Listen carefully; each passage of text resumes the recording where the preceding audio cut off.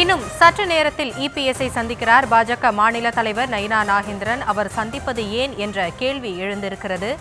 TTV OPS சசிகலாவை அதிமுகவில் சேர்க்க முடியாது என்பதில் இபிஎஸ் உறுதியாக இருப்பதாக தகவல் வெளியாகியிருக்கிறது. இந்த நிலையில் கூட்டணி விவகாரங்கள் குறித்தும் அவர்கள் பேசவிருப்பதாகவும் அண்மை தகவல்கள் தொடர்ந்து கிடைத்த வண்ணம் இருக்கின்றன.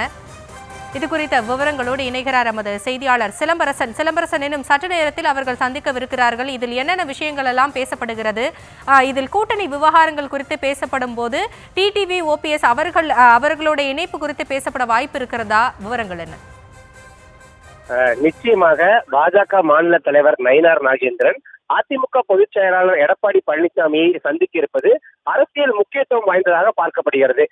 குறிப்பாக டெல்லி சென்று வந்த எடப்பாடி பழனிசாமி டெல்லி சென்று வந்த பிறகு தற்போது முதல் முறையாக எடப்பாடி பழனிசாமியை பாஜக மாநில தலைவர் நயினார் நாகேந்திரன் சந்தித்துள்ளார். குறிப்பாக இதில் டிடிவி தினகரன், சசிகலா, ஓபிஎஸ் இணைப்பு குறித்து டெல்லி மேலிடத்தை இவர் தெரிவித்திருப்பதும் அதே போன்று அவர்கள் தெரிவித்த கருத்து குறித்தும் தற்போது இந்த ஆலோசனை கூட்டத்தில் விரிவாக ஆலோசிக்கப்பட்டுள்ளது.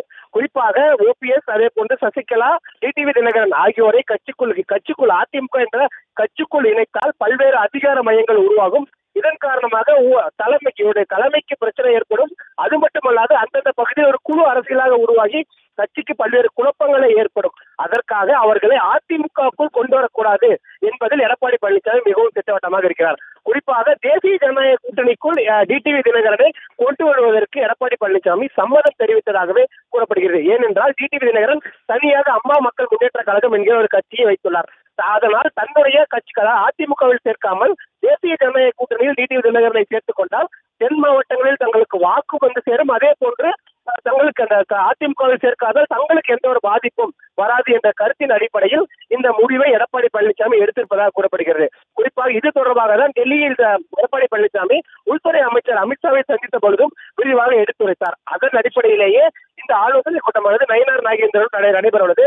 இதில் பாஜக மேலிட பொறுப்பாளர், அதே போன்று பாஜக மாநில துணைத் தலைவர் KP ராமலிங்கம் உள்ளிட்ட பல்வேறு தலைவர்கள் பங்கேற்றுள்ளனர். தற்போது எடப்பாடி பழனிசாமியை சந்திக்க ஒரு இல்லத்திற்கு நயினார் நாகேந்திரன் வந்துள்ளார். இந்த சந்திப்பானது எவ்வளவு நேரம் நடைபெற உள்ளது, அதே போன்று இந்த டிடிவி, சசிகலா, ஓபிஎஸ் இவர்களை சந்திப்பு குறித்து எடப்பாடி பழனிசாமியும் பாஜக மாநில தலைவர் நயினார் நாகேந்திரனும் சந்தித்து ஆலோசனை மேற்கொண்டு அதன் அடிப்படையில் மேற்கொண்டு அடுத்த கட்ட நகர்வுகளை குறிப்பாக இந்த சந்திப்பானது அரசியல் முக்கியத்துவம் வாய்ந்ததாக பார்க்கப்படுகிறது.